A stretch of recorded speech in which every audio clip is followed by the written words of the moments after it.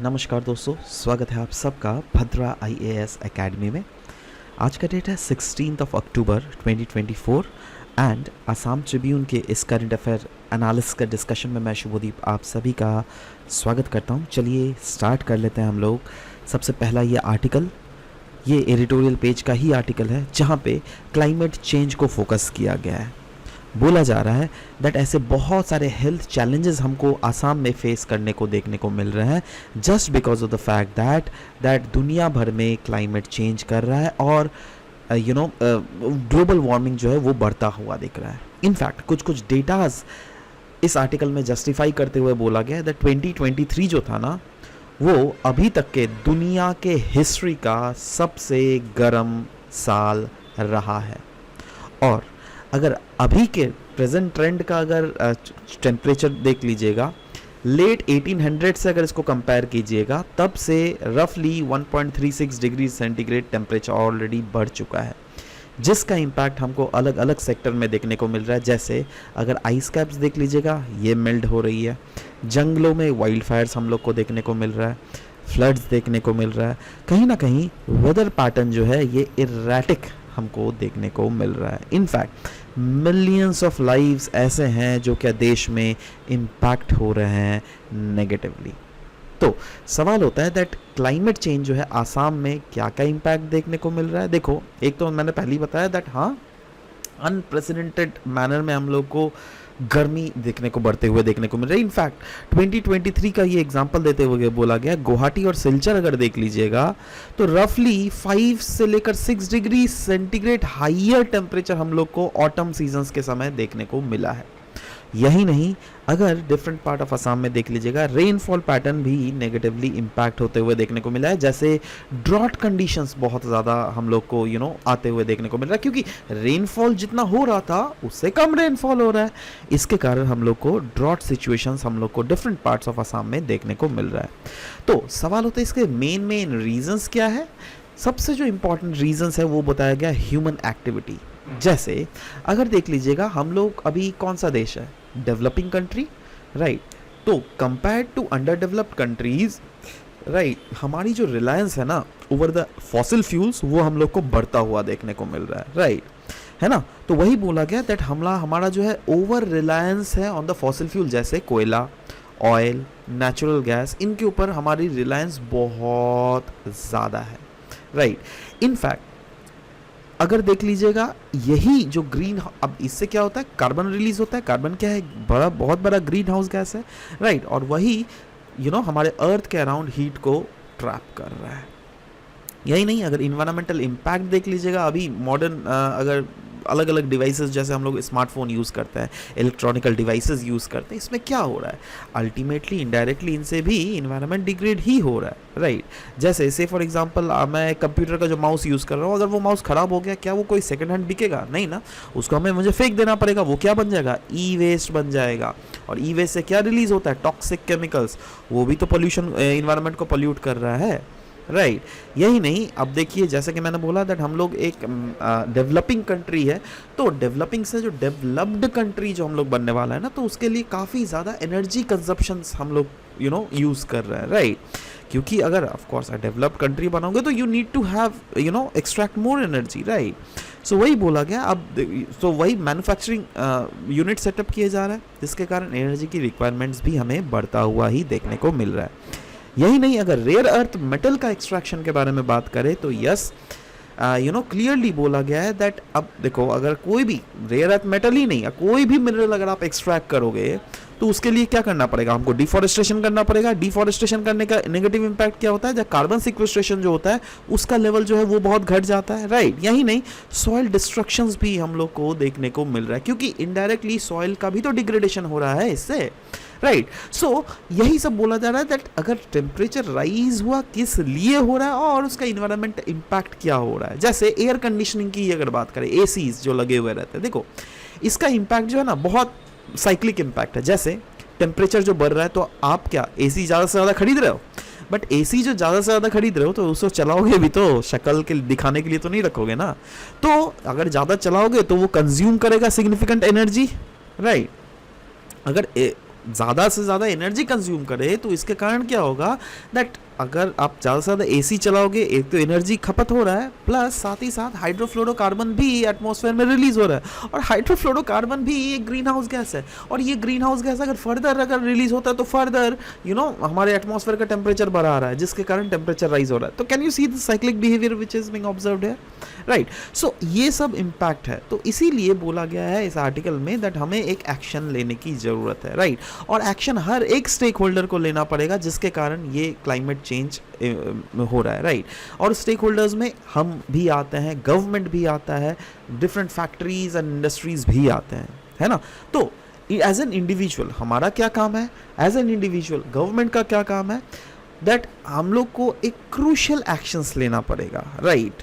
Being an individual हम लोग को कंट्रीब्यूट करना पड़ेगा, दैट हम लोग को रिसाइकलिंग, कंपोस्टिंग और पर्सनल वेस्ट जिससे रिड्यूस किया जा सके, ये सब, राइट. यही नहीं, हम लोग को सिंपल एक्शंस जैसे यूजिंग एनर्जी एफिशिएंट अप्लायंसेस. जी हाँ, हम लोग को एनर्जी एफिशिएंट अप्लायंसेस यूज़ करने पड़ेंगे. जैसे पहले वो बल्ब होता था ना, CFL बल्ब होता था, राइट. बट अभी क्या LED बल्ब हम लोग यूज़ कर रहे हैं. तो CFL और LED में डिफरेंस क्या है? ये फ़ायदा ये है दैट LED में कम से कम एनर्जी का यूजेजेस होता है, राइट. तो वही बोला है, इस सबसे क्या होता है, वेस्ट रिडक्शन भी होगा और एनर्जी का यूजेजेस भी कम होगा, राइट. एनर्जी का यूजेज कम होगा तो कम से कम एनर्जी लगेगा, राइट. समझ लो, है ना. सो वही बोला गया है, अर्जेंसी ऑफ एक्शन. हम लोग को एक्शंस लेना पड़ेगा. दैट इज बोला जा रहा है combined effort of government and citizens are needed, जिससे हम लोग अगर कंबाइंड एफर्ट दे तभी टैकल कर सकते हैं. अगर सिंपली गवर्नमेंट चाहे ना तो अकेले नहीं कर सकती है. गवर्नमेंट तो बोल रही है इधर कम कम एनर्जी यूज करो, बट आप अगर CFL बल्ब भी अभी यूज करोगे तो कैसे चलेगा भाई. सबको कोऑर्डिनेट करना पड़ेगा, है ना. तो तभी हम लोग इंश्योर कर सकते हैं दैट हमारा फ्यूचर जो है वो सस्टेनेबल हो, राइट.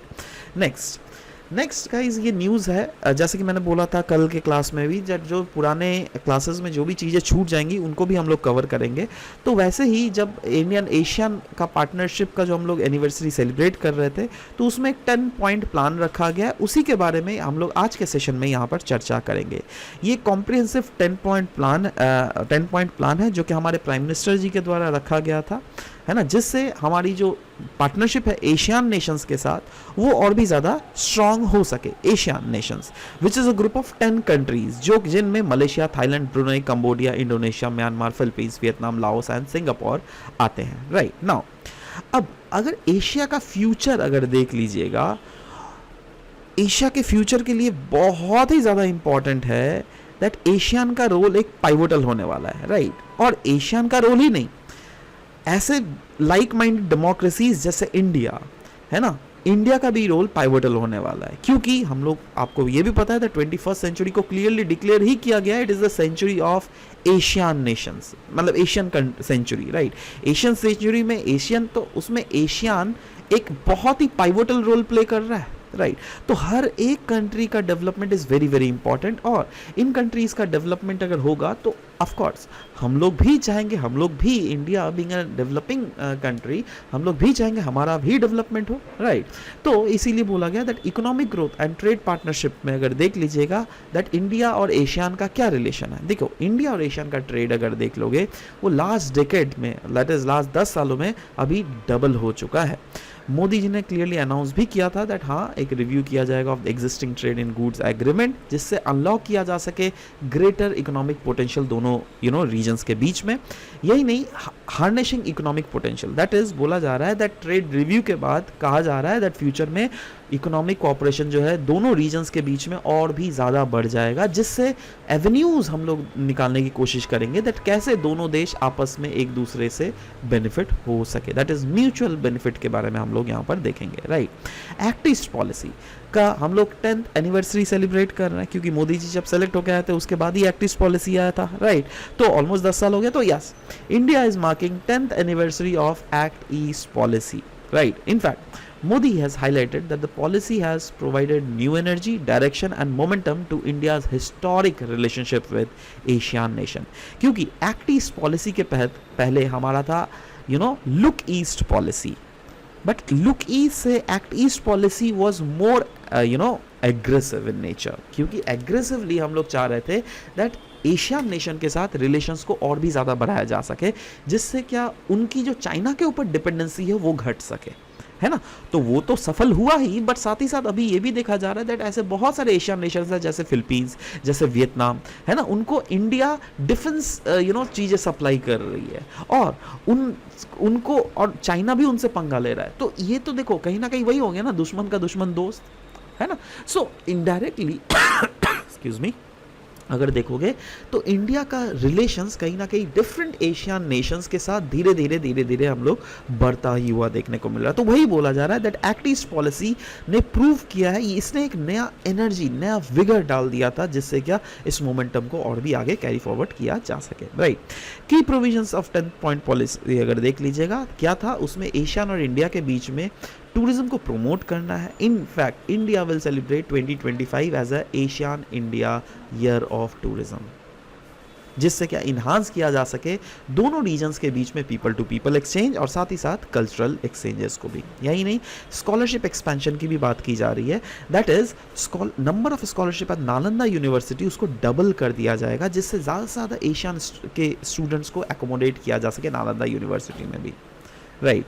नए ग्रांट्स प्रोवाइड किए जाएंगे एशियन स्टूडेंट्स के लिए, जिससे क्या वो यहाँ पे आ सके, पढ़ सके, है ना, और ऑफ कोर्स यहाँ से अच्छी अच्छी तालीम हासिल कर सके, राइट। यही नहीं, सेलिब्रेट हम लोग कर रहे हैं decade of act east policy, yes, जहाँ पे पीपल सेंट्रिक एक्टिविटीज़ जैसे यूथ समिट, जी हाँ, डायलॉग और कोलाबोरेशन को young leaders from India and Asians दोनों के बीच में हम लोग बढ़ा रहे हैं। हैकाथॉन जैसे एक ऐसे टेक सॉल्यूशंस का प्लेटफॉर्म ले आ रहे हैं, जिससे क्या दोनों रीजन्स के जो इनोवेटिव माइंड्स है वो एक प्लेटफॉर्म में आकर वेरियस अपने टेक सॉल्यूशंस दे सके।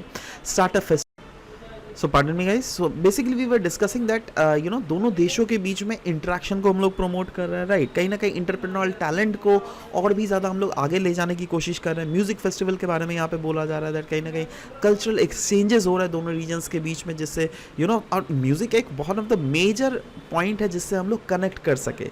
दिल्ली डायलॉग आपको पता है कि डिप्लोमेटिक फोरम था जिसके थ्रू डिस्कस किया जा रहा था इंडिया एशिया रिलेशंस और कोऑपरेशंस को, राइट। ऐसे ही बहुत सारे इंटेलेक्चुअल एक्सचेंजेस भी होते हैं, क्योंकि इंडिया एशियन का नेटवर्क ऑफ थिंक टैंक्स, जैसे इंडिया में भी बहुत सारे थिंक टैंक्स है, उधर भी बहुत सारे थिंक टैंक्स है, दोनों आपस में कोऑर्डिनेट करके अपने इनोवेटिव सॉल्यूशंस ले आते हैं to the world affairs, right. तो ये सब क्या है, ये kind of people to people centric activities ही है, और इनको हम लोग को प्रमोट करना ही पड़ेगा इंडिया और एशियन नेशंस के बीच में, तभी रिलेशंस जो है और भी ज़्यादा स्ट्रॉन्ग हो सकती है, राइट।